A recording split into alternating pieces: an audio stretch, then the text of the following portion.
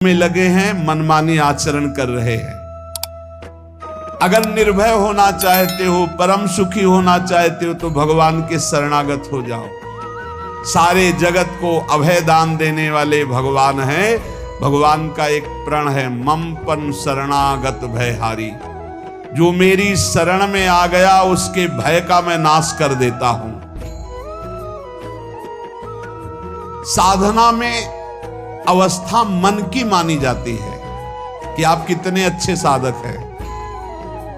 यदि आपका मन भगवदाकार है, हर समय भगवत चिंतन चल रहा है, आपके स्वप्न भागवतीकार रहे हैं, आपके विचार भागवतिक हैं, तो आपकी अच्छी साधना हो रही। और यदि आपके स्वप्न गंदे आ रहे हैं, क्योंकि स्वप्न में मन का ही सारा खेल होता है, और आपकी चिंतन वृत्ति वासनात्मक चल रही, तो अभी साधना का प्रभाव मन पे नहीं पड़ा है। जिसका मन हर समय भगवत चिंतन करता रहता है, वो जीते जी जीवन मुक्त हो जाता, अनुभव होता है। जैसे किसी ने कहा कि हमें कैसे पता चलेगा कि हमारा काम हो गया है, तो जैसे आप भोजन पा लेते हैं तो किसी दूसरे से गारंटी थोड़ी लेनी होती कि हम छक गए हैं क्या, आप जरा बताना हम छक गए हैं क्या। नहीं, अपने हृदय में आ जाता है कि अब मैं तृप्त हो गया। ऐसे ही अपने हृदय में आ जाता है कि मेरा काम हो गया, अब मेरा जन्म नहीं होगा। ये हृदय में आ जाता है, अपने आप अनुभव में आ जाता है। जब स्वरूप बोध होता है तो किसी और से सलाह थोड़ी लेनी होती है, वो अपने आप अनुभव में आ जाता है। हाँ, यदि गुरुदेव का वर्ण नहीं किया है तो फिर आपको किसी न किसी गुरु से प्रमाणित करवाना पड़ेगा। अगर गुरुदेव का वर्ण किया है तो वही मंत्र, वही नाम, वही गुरु शरणागति आपको अंदर से पुष्ट कर देगी कि आपका काम हो गया है। विषय चिंतन करता हुआ मन विषय आसक्ति को प्राप्त होता है। विषय आसक्ति को प्राप्त हुआ मन बार बार जन्म मरण और नरक को प्राप्त होता है। बस ये विषय चिंतन हटाना ही प्रमुख कर्तव्य साधना का है। बार बार मन को विषयों से हटा करके प्रभु के नाम में लगाओ, प्रभु के रूप में लगाओ, प्रभु की लीला में लगाओ। जहां भगवान प्रकट होते हैं वहां परमानंद की बाढ़ आती है। पर ये ध्यान रखें, गुलाब का फूल कांटों में खिलता है। उसकी सुगंध लेनी, फूल लेना है तो कांटों से बचाकर। ऐसे ही जब आप भगवत चिंतन के लिए चलेंगे तो आपका चिंतन चुराने के लिए माया विविध नाटक करेगी, कांटे फैलाएगी। कोई तुम्हारी निंदा करेगा, कोई अपमान करेगा, कोई उपहास करेगा, तुम्हारी अव्यवस्था हो सकती है, तुम्हारी परिस्थिति बहुत भयावह हो सकती है। इन परिस्थितियों में भी भगवत चिंतन का तार ना टूटने पावे तो आगे गुलाब का फूल है। जैसे कांटे से बचाकर गुलाब का फूल लेते हैं और भगवद अर्पित करके सौरभ का सुख लेते हैं, ऐसे ही भगवान के प्रेमानंद का अनुभव करने के लिए संसार के कांटों से बचना होगा। और खिलेगा यही फूल संसार में ही, मनुष्य देह में, और योनियों में नहीं। भगवत प्राप्ति स्वर्ग में नहीं होगी, इसी मृत्यु लोक में होगी। पहले मन नहीं लगता भगवत चिंतन में। भगवत चिंतन जबरदस्ती करना पड़ता है। भगवत चिंतन जे ही प्रारंभ करोगे ते ही बहुत बाढ़ आ जाएगी पाप चिंतन की।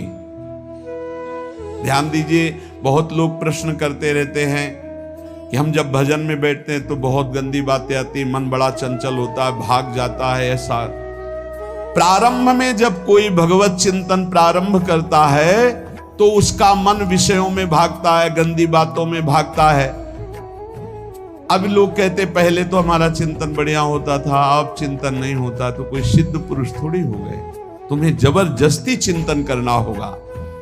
जगत के प्राणी में जहां मन जाए तो इसमें भी भगवान, पदार्थ में मन जाए तो उसमें भी भगवान। जहां जहां मन जाए वहां वहां भगवान देखो, या मन को हटाकर नाम मंत्र में लगाओ।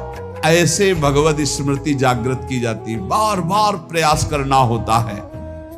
कई लोग ये प्रश्न करते हैं कि हमसे बड़े पाप हो गए तो क्या हमें भगवान की प्राप्ति हो जाएगी? तो यहां कह रहे हैं भगवान किसी के पूर्व जीवन को नहीं देखते हैं, वर्तमान के भजन को देखते हैं। पकड़ो इस बात को। अगर वर्तमान में आज आप सुधर गए हो, नाम जप कर रहे हो, तो आप भक्त हो। ये गीता जी में भगवान ने कहा, अपिचेत सुदुराचारो भजते माम अनन्य भाग साधुरेव समन्तव्या सम्यक व्यवसिता। ऐसा बहुत दुराचारी पहले रहा है, बाद में उसके मन में आ गया कि भगवान के सिवा हमारा कोई कल्याण करने वाला नहीं, हमारा कोई नहीं, तो भगवान कहते हैं मैं उसे साधु ही मानता हूं, उसे साधु बना देता हूं। भगवान किसी के पूर्व जीवन को नहीं देखते। बहुत बढ़िया बात है। कल तक हम क्या करते रहे भगवान नहीं देखते, आज क्या कर रहे हो ये देखते हैं। यदि आज आप भजन में लग गए हो, अच्छे आचरण कर रहे हो, तो आपको भगवत प्राप्ति हो जाएगी। भगवान ये नहीं देखते कि पूर्व में पुण्यात्मा रहा है कि पापात्मा रहा है। भगवान वर्तमान में देखते कि मेरा भजन कर रहा है, बस इसी से कल्याण कर देते हैं। पकड़ो इस बात को, तो कभी प्रश्न नहीं उठेगा कि क्या हमको भी भगवत प्राप्ति हो सकती है क्या। हमारा मन यदि श्री भगवान को चाहने लगे तो श्री भगवान हमारे मन में ही आकर बस जाएंगे। भगवान की रूप माधुरी में मन डूबने लगेगा। यथार्थ सत्य, जो भगवान से थोड़ा भी प्यार करने लगे हैं, उनके हृदय में भगवान की उनकी भावना के अनुसार झलक आने लगी है। हृदय में प्रभु के आते ही अनंत जन्मों के संस्कारों का नाश हो जाता है। इसलिए तुम अपने पहले वाले घृणित जीवन को याद भी मत करो और उसको सोचकर जरा निराश भी मत हो। अमावस्या में घोर अंधकार रहता है, पर प्रातः काल में अंधकार नष्ट हो जाता है। ऐसे ही नाम का उच्चारण करते ही तुम्हारे जितने पाप अंधकार हो सब नष्ट हो जाएंगे। तुम चाहो कि एक क्षण भी प्रभु को ना भूलो। अब वर्तमान में ऐसी स्थिति बनाओ। जो प्रभु को नहीं भूलने की चाह करता है कि मुझे ऐसी स्थिति प्राप्त हो कि मैं कभी प्रभु को ना भूलूं, तो सच्ची मानो और कोई बात भगवान सुने ना सुने, ये बात जल्दी सुन लेते हैं। भजन की मांग करो तो बहुत जल्दी भगवान पूर्ण करते हो। भजन जिसका चलने लगा तो फिर लोक लोकांतर के सारी रिद्धियां सिद्धियां सुख वैभव तो उसके चरणों में लौटते हैं। जब हम प्रभु से प्रभु का स्मरण न मांगकर भोग मांगते हैं, तभी हमारा भजन रुक जाता है, भजन नहीं चल पाता। यदि हम प्रभु से केवल भजन मांगे तो विश्वास करो ब्याज में सब हो जाएगा। मूल भजन तो आपका बचेगा ही, ब्याज में लोक लोकांतर के भोग आपके चरणों में लुटते घूमेंगे। आप भजन करके तो देखो। अरे घिघियाने की जरूरत नहीं, किसी से मांगने की जरूरत नहीं, भजन करके देखो, सब ठीक हो जाएगा, सब अपने आप बन जाएगा। हम बहुत बड़ी भूल कर देते हैं कि थोड़ा भजन करके प्रभु से कुछ सांसारिक वस्तुएं, स्थितियां, परिस्थितियां बदलने की मांग कर लेते हैं, जिससे भजन छूट जाता है। प्रभु की स्मृति इतनी महान है कि जिन्होंने बैर भाव से प्रभु का स्मरण किया उनको भगवान की प्राप्ति हो गई। जैसे कंस आदि भगवान से बैर ही तो रखते थे, लेकिन भगवान की स्मृति रहती थी। स्मृति ने उनको भगवत प्राप्ति करा दी। स्मृति में महान सुख है, पर वो जब भक्ति रस से युक्त स्मृति होती तब माधुर्य रस, प्रेम रस का अनुभव होता है। कल्याण तो वैर भाव से स्मरण करने वालों को भी प्राप्त हो गया। यदि आप भक्त हो और ये चाहते हो कि आपकी भागवती की स्थिति बहुत जोर की हो, तो हम आपसे प्रार्थना करते हैं कि रोज प्रभु से एक ही बात मांगिए, मुझे अखंड स्मृति दीजिए। अर्जुन जी को पूरी गीता जी सुनने के बाद यही मिला, नष्टो मोहा स्मृति लब्ध्वा। स्मृति, प्रभु आप हम पे ऐसी कृपा कर दो कि हमारे हृदय में किसी और व्यक्ति, वस्तु, स्थान की स्मृति न रह जाए, केवल आपकी स्मृति रह जाए। ये चाह भगवान बहुत जल्दी पूर्ण कर देते हैं यदि उपासक हृदय से ये बात मांगे। भगवान की कृपा से ही ऐसा हो सकता है कि अखंड स्मृति ये कर्म फल से नहीं मिलती है। प्रभु के प्रति निर्भर होकर जो दैन्यता पूर्वक प्रभु से मांगता है और हर समय अभ्यास करता रहता है भगवत स्मरण का, उसको ये स्मृति मिलती है। और स्मृति मिल गई तो इससे बड़ी कोई स्थिति नहीं, हर समय भगवान का स्मरण। प्रभु से मन प्रतिपल नया नया स्वाद लेकर के आसक्त होता रहता है, नवम नवम। प्रभु कभी बासी नहीं होते।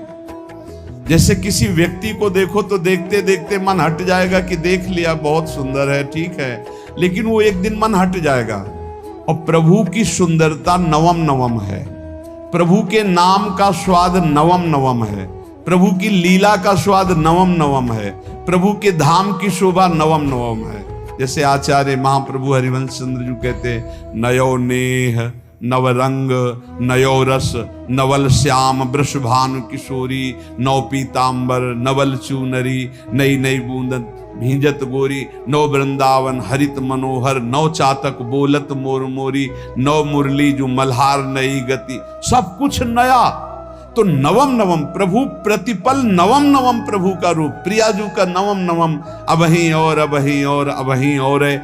तो कहते हैं जब मन निरंतर स्मृति में डूबता है तो जब प्रभु की रूप माधुरी प्रकाशित होती तो ऐसी नवम नवम कि कभी ये नहीं होता कि रूप बासी हो गया। ये वही रूप है जो हमने अभी देखा था, नवम नवम।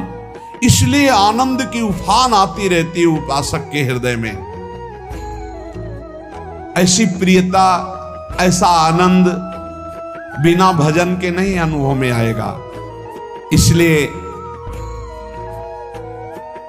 तुम विश्वास करो, तुम्हें बहुत सुंदर सुख मिलने वाला है, आगे अपार सुख मिलने वाला है। ये थोड़ा दुख का समय काट लो, जब तक जीवन है ये दुख सुख की लहर आती रहेगी, आप इसको सह जाओ, आगे बहुत आनंद है, विश्वास मान लीजिए, बहुत आनंद है। जो ये विश्वास कर लेता है वो प्रभु के मार्ग में चलकर प्रभु को प्राप्त कर लेता है। नहीं तो इतने रोड़े हैं कि आप ऊब जाओगे, बहुत रोड़े हैं। जो प्रभु के मार्ग में चलता है तो माया के बहुत से पार्षद अपना प्रभुत्व दिखाने उनके पास आते हैं, महिमा अपनी दिखाने, पर वो किसी वस्तु स्थिति अवस्था प्राणी पदार्थ का प्रभाव स्वीकार ही नहीं करता, क्योंकि भगवत स्मृति परायण है, भगवान की कृपा पर विश्वास है, इसलिए उसको कोई फंसा नहीं पाता। वो नित्य निरंतर प्रभु से घुला मिला रहने के कारण उसकी मस्ती में कोई फर्क नहीं पड़ता। माया का प्रभुत्व रखने वाले उसे फंसाने की चेष्टा करते हैं, पर उस पर किसी का असर नहीं होता। वो कहीं लिप्त नहीं होता, वो कहीं दुखी सुखी नहीं होता, वो हर समय प्रसन्न रहता है। तुम देखो, हर समय प्रसन्न रहते हो? यदि नहीं तो तुम किसी व्यक्ति वस्तु का आश्रय लिए हुए प्रभु का नहीं। अगर हां तो हर समय प्रभु का स्मरण चलना चाहिए, हर समय प्रभु के आश्रित हो, कि देखना ये आनंद, ये प्रसन्नता क्या रूप रखती है। बड़े बड़े मस्त संतों को देखा, मस्त ऐसे उन्माद में मस्त है। उस सुख के लिए ललचाओ, कब तक जन्मते मरते रहोगे, कब तक बार बार दुख भोगते रहोगे, कब? बड़ा प्रपंच है ये। भगवान का स्मरण परम पुण्यात्मा पुरुष का हृदय माना जाता है, बहुत पवित्र हृदय, बड़ा पुण्यात्मा हृदय जिसमें भगवान का स्मरण। भगवान का विस्मरण पापात्मा पुरुष, भयानक विपत्ति दुर्भाग्य आते हो। सुदृढ़ निश्चय करो, अब हम भगवान के स्मरण में अपना समय व्यतीत करेंगे। मेहनत करो, कार्य करने के लिए कोई मना नहीं, आप नौकरी करो, किसानी करो, व्यापार करो, पर अंदर अंदर भगवत स्मृति ही सबसे बड़ी स्थिति है। अब चाहे हम जीवित रहें, चाहे हमारे मरण जैसी विपत्ति आ जाए, चाहे सब हमसे हट जाए, चाहे सब हमको नमन करें, अब हम दृढ़ निश्चय करके केवल भगवान के स्मरण करते हुए इस संसार के बीच समय व्यतीत करेंगे। अब हम चूकने वाले नहीं। ये नियम लीजिए, चाहे जीवन रहे या ना रहे, चाहे मरण जैसा कष्ट आ जाए, चाहे सब वियोग हो जाए, सब चले जाए, चाहे सब संयोग हो जाए, सब नमन करें, अब हम प्रभु का